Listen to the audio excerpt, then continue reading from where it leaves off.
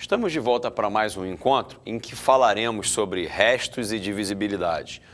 Vamos começar verificando se aquele número ali é de fato divisível por 11. Bom, você tem pelo menos duas maneiras de fazer isso. Uma delas é pegar o número e dividir por 11 e verificar que o resto dá zero. E de fato dá. Esse número realmente é um múltiplo de 11. Uma outra maneira mais simples de você verificar que ele é um múltiplo de 11 é usar o critério de divisibilidade por 11. E esse critério recorre a somas e subtrações intercaladas. Então, o que você deve fazer para verificar se um número é ou não divisível por 11 é a seguinte operação, de trás para frente. 7 menos 4 mais 9 menos 2 mais 7 menos 1, mais 6, e se por acaso eu tivesse mais algum algarismo aqui na frente do 6, ele entraria lá subtraindo. Você começa sempre com ele positivo e vai trocando. Subtração, adição, até acabar o número. De modo que estarão com sinais positivos os algarismos que ocupam posição ímpar. O primeiro, terceiro, quinto, claro, contando de trás para frente. E estarão com um sinal de menos aqueles que ocupam as ordens, as posições pares. Então, aqui, 7 menos 4, eu tenho 3. 9 menos 2, eu tenho 7. 7 menos 1, 6. Mais 6, 12. 7 e 3, 10. Com 12, 22. Como o resultado obtido é um múltiplo de 11, isso é sinal de que aquele número original também é um múltiplo de 11. Se por um acaso tivesse dado 23 aqui, o 23, quando dividido por 11, deixa resto 1. Isso é sinal de que aquele número lá de cima deixaria também resto 1 na divisão por 11. Bom, agora a gente vai ver por que é que isso funciona. Antes de demonstrar o critério de divisibilidade por 11, vamos recapitular alguns dos critérios de divisibilidade que nós já vimos em outras aulas, em outros encontros. Para o 2, basta olhar para o último algarismo e ver se ele é um múltiplo de 2, ou seja, verificar se ele é par. Para o 3, bastava somar os algarismos e ver se o resultado dessa soma é múltiplo de 3. Para o 4, em vez de olhar para o último algarismo, como a gente faz com o 2, você olha para os dois últimos algarismos. Se esses dois últimos algarismos formarem um número múltiplo de 4, então o número todo também será, como por exemplo 164. Como 64 é múltiplo de 4, o 164 também é. Para ser múltiplo de 5, basta que o número termine ou em 0 ou em 5. Para ser múltiplo de 9, um critério parecido com o do 3. Né? Você soma os algarismos e vê se essa soma é um múltiplo de 9. Se for, o número também é múltiplo de 9. Então, perceba que os critérios utilizados para o 3 e para o 9 têm uma ideia parecida, é a ideia de somar os algarismos. Enquanto os outros três, né, o do 2 e o do 4, que você olha o último algarismo, o do 4 você olha os dois últimos algarismos, e o para o 8, que eu não coloquei aqui, basta que você olhe o número formado pelos três últimos algarismos. Se ele for divisível por 8, então o número também será. E o 5, de certa forma, é uma aplicação de qualquer um desses que eu coloquei em amarelo. Você olha ou para o último, ou para os dois últimos, ou para os três últimos, tanto faz. E vê se ele é, de fato, é um número divisível por 5. Então, esses três aqui são similares e esses dois aqui, para o 3 e para o 9, também são. Vamos agora começar a pensar nesse critério de divisibilidade por 11. Mas antes, eu preciso que você se dê conta de uma coisa que é bastante interessante. Quando eu divido 10 por 11, nós já sabemos, como esse cara aqui é menor do que o 11, normalmente eu coloco aqui um quociente 0 e o resto 10. E aí, de fato, 11 vezes 0 mais 10 vai dar o 10, que estava lá no dividendo. Mas como a gente já está acostumado a trabalhar com o número inteiro e o número inteiro permite que eu entre na faixa dos negativos, eu posso fazer essa divisão de uma forma um pouquinho diferente. Nada impede que, na hora em que eu divido 10 por 11, em vez de colocar, estou pensando em números inteiros, portanto eu posso pensar em números negativos. Em vez de colocar o quociente como 0, eu posso colocar esse quociente como 1.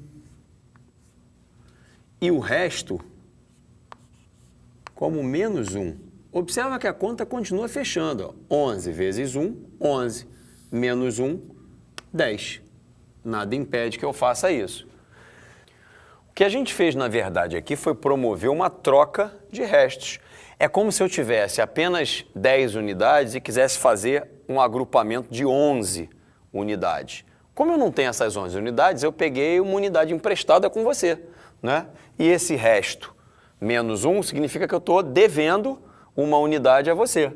Então, essa é a interpretação dessa conta. Agora, bom, o 10 deixa resto 10, mas esse resto 10 pode ser trocado por menos 1.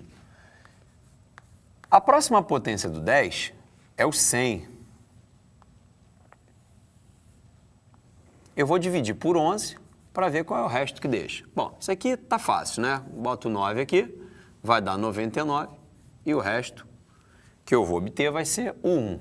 Então, o 10 deixou um resto menos 1 e o 100 deixa o resto 1. Vamos ver o que acontece com a próxima potência, que é o 1000. Vou dividir por 11. Como é que fica isso aqui? Vou abaixar o 100. Aqui entra o 9. 99. Deixa resto 1. Vou abaixar o 0. Fiquei com 10. Mas eu não consigo chegar em 10. Aqui vai dar 90 e resto 10. Mas a gente já viu que isso aqui pode ser adulterado. Eu posso aqui, ó, em vez do 90, eu posso colocar 91 e transformar esse resto, que era 10, em resto menos 1. Então, olha só que coisa curiosa, né? O 10 deixa resto menos 1. A próxima potência, que é o 100, deixa resto 1. A potência seguinte, que é o 1000, deixa resto menos 1. Então, a sensação que está dando é que, conforme eu vou avançando nas potências de 10, esse resto vai alternando. Menos 1, 1, menos 1, 1, menos 1, 1. Essa é a sensação que eu tenho, eu estou conjecturando. Então, vamos verificar se isso de fato acontece. Para isso, eu vou escrever aqui uma potência de 10. 10 elevado a k significa que eu estou multiplicando 10 por 10, por 10, por 10, e que o 10 está aparecendo k vezes.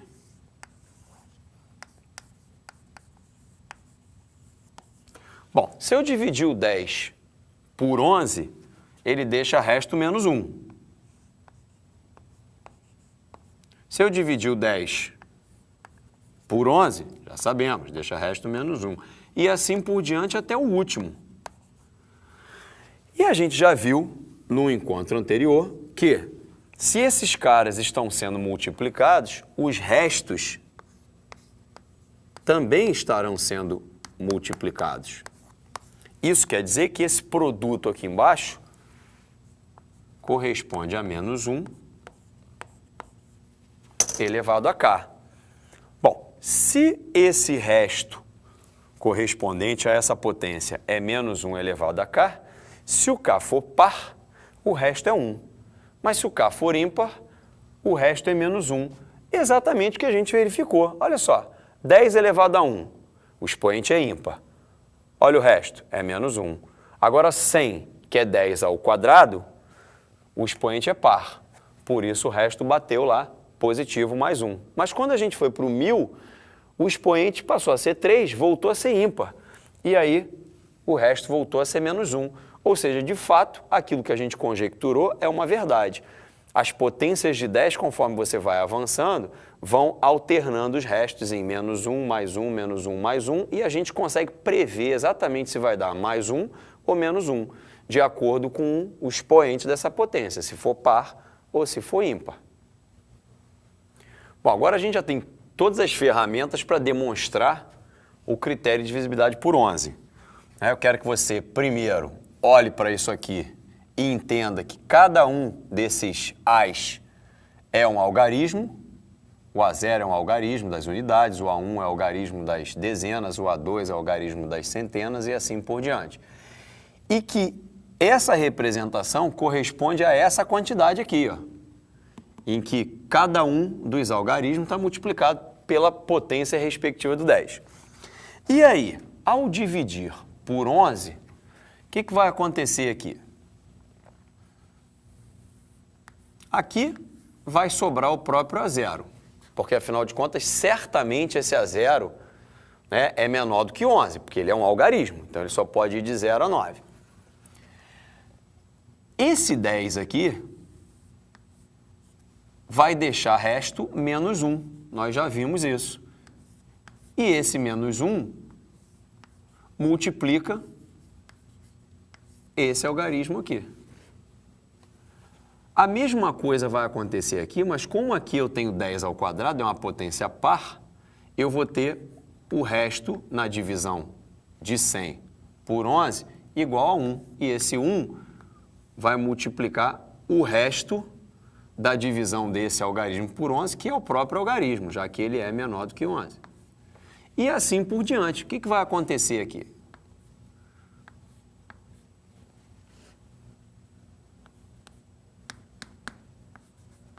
Aqui eu vou ter o A, n menos 1, multiplicado por menos 1, elevado ao expoente que está lá. E aqui eu vou ter o AN multiplicado por menos 1, elevado ao expoente que está aqui. Então, observa aqui.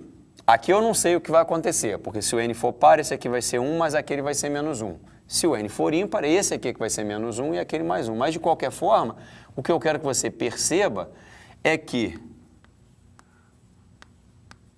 o que surgiu aqui para a gente foi uma soma, e foram somas e subtrações intercaladas, né? Aqui é que eu não consigo saber exatamente qual deles vai ter o sinal de menos, mas ele fica montado aqui com a potência, a n menos 1 e aqui a n. Um deles vai ser negativo.